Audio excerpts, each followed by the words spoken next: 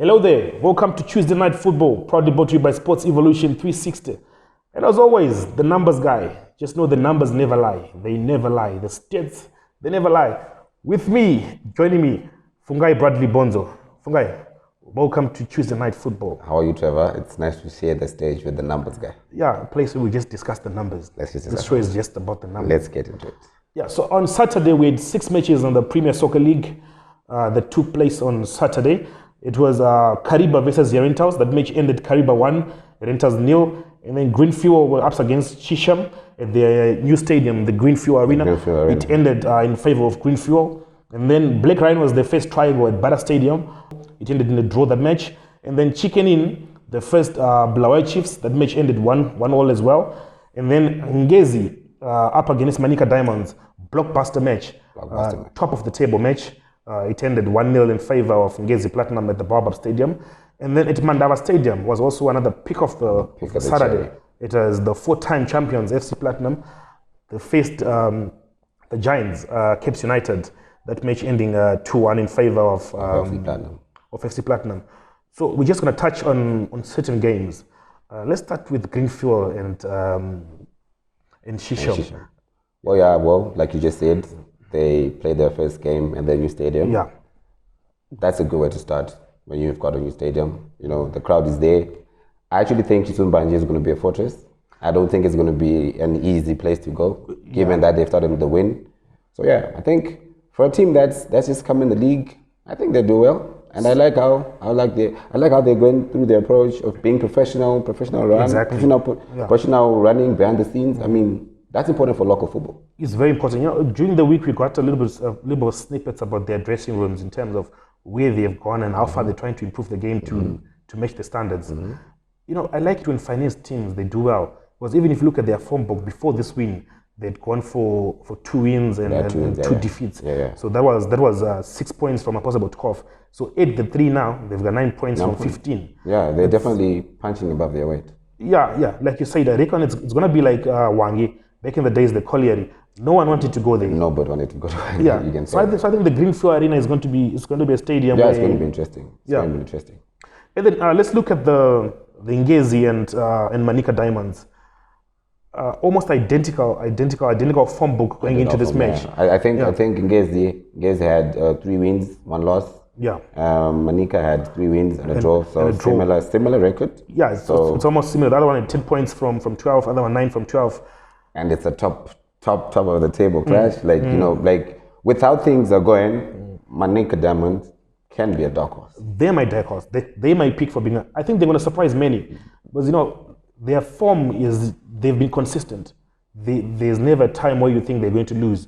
Even when they lost Fortune Beans for about 6 weeks, the team always performed top notch. Exactly. And you know, most teams, if they lose their goal scorer, some plunder. But I like how they went about their business without Beansy, because I think if they're gonna snatch this, he'll be the man to talk about. Yeah, but right now they're on 39 points.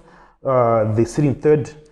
Yeah, probably Dynamos will be awarded the other 3 points from the abandoned match, but we'll talk about it in the next segment. You know, but in Ngezi Baobab, they don't lose at Baobab. They don't really lose at Baobab.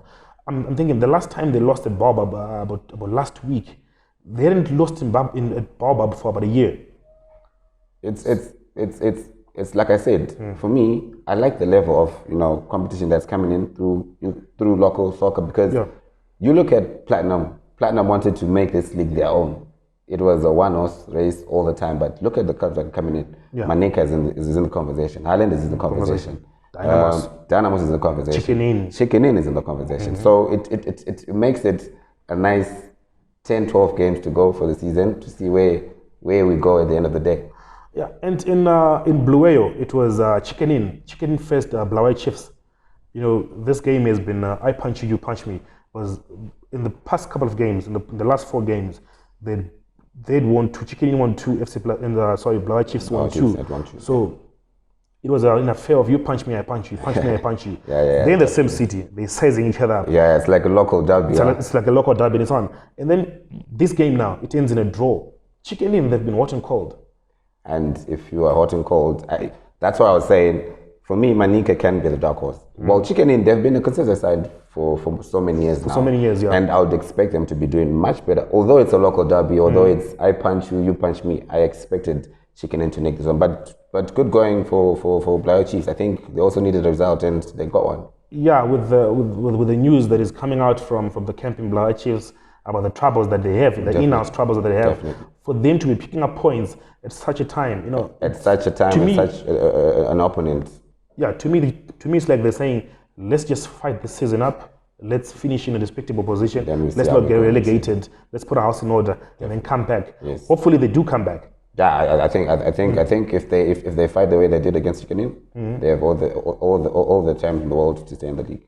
Yeah, and now the big game at Mandava Stadium. These clashes, you can't really predict them from the onset. Yeah. FC Platinum took on Chicken Inn, took on Caps United.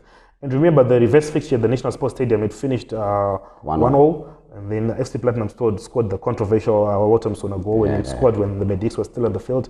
But that game is done and dusted. Let's talk about this one. FC Platinum clinching this one 2-1. Yeah, this is one game I was rooting for Chitembe to do a smash and grab because this hasn't been the FC Platinum that we know. Yeah. They've been blowing hot and cold as well. Yeah, as well. And from what I've been gathering, with the build up to the game, the Caps United guys, from the coach to the players, they were confident they can get a smash and grab. In FC Platinum, where they're sitting right now, it's unfamiliar territory. They're not used to be there at this stage of the season. Right now, we've been in a conversation where we're talking that FC Platinum is probably 5 points ahead of the pack.